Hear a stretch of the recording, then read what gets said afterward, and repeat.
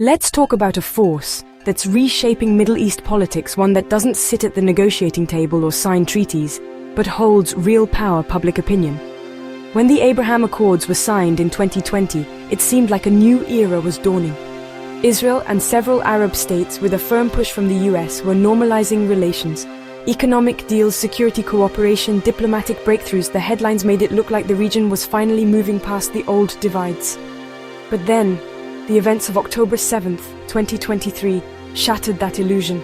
After Hamas attacked Israel and Israel launched its military campaign in Gaza, the entire region was gripped by anger and heartbreak over the scale of violence and the spiraling humanitarian crisis. Now here's the twist: you might have seen leaders in places like Egypt, Morocco, or Saudi Arabia still keeping their official ties with Israel. On the surface, not much has changed. But dig deeper, and you'll see the real story, the one measured not in treaties, but in the hearts and minds of millions.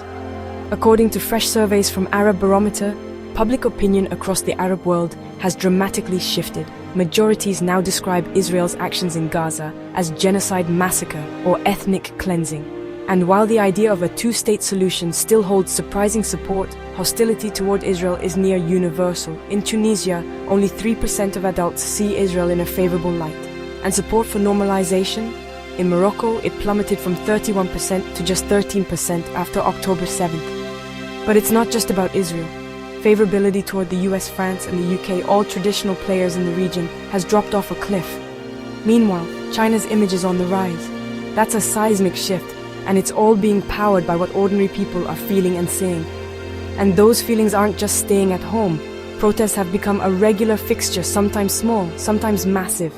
In April 2025, Morocco saw 110 demonstrations in a single day across 66 cities. In Tunisia, Algeria, Lebanon, Iraq, and beyond, people are marching, organizing convoys, and demanding action for Gaza. Governments aren't ignoring this. Sure, many are cracking down on protests, but even then, people are finding new ways to make their voices heard, boycotting brands, donating to Gaza, flooding social media with messages of support. In Kuwait, where protests are banned, more than 80% have joined boycotts or donated money.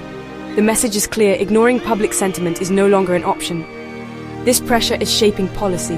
Saudi Arabia declared that Palestinian statehood is now a non-negotiable precondition for normalizing with Israel. Egypt led the charge on an Arab League-backed plan to rebuild Gaza. Morocco cancelled a high-profile visit by the Israeli Prime Minister. So what does this all mean? Arab public opinion, long dismissed as background noise, is now a powerful constraint on regional diplomacy. Governments simply can't risk the backlash from their own people by moving too close to Israel without real progress for Palestinians. As long as the crisis in Gaza continues, and as long as Arab populations see the West as complicit, this standoff will persist and even deepen.